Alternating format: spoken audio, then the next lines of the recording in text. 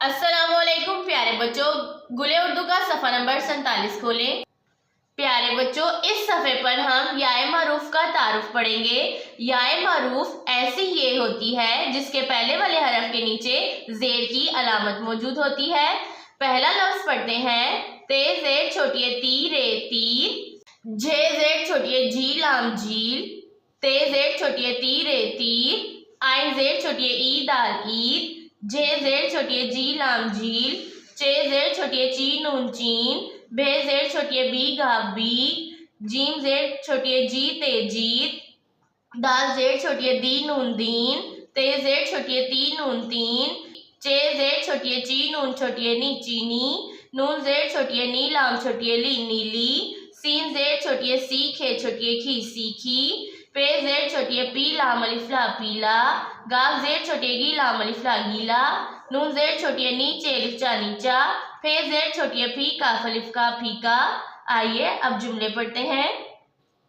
तीन तीर निकालो, तीन तीर निकालो, ते जेर छोटी ती नून तीन, ते जेर छोटी ती रे तीर, नून काफ अलिफ का लाम वालो निकालो, तीन तीर निकालो, तीन तीर निकालो। चीनी मीठी है, चीनी मीठी है, चे जेर छोटी ची नून छोटी नी चीनी, मीम जेर छोटी मीठे छोटी ठी मीठी, है बढ़िया है। चीनी मीठी है, चीनी मीठी है, झील नीली है, झील नीली है, जे जेर छोटी जी लाम झील, नून जेर छोटी नी लाम छोटी ली नीली, है बढ़िया है। झील नीली है, झील नीली है।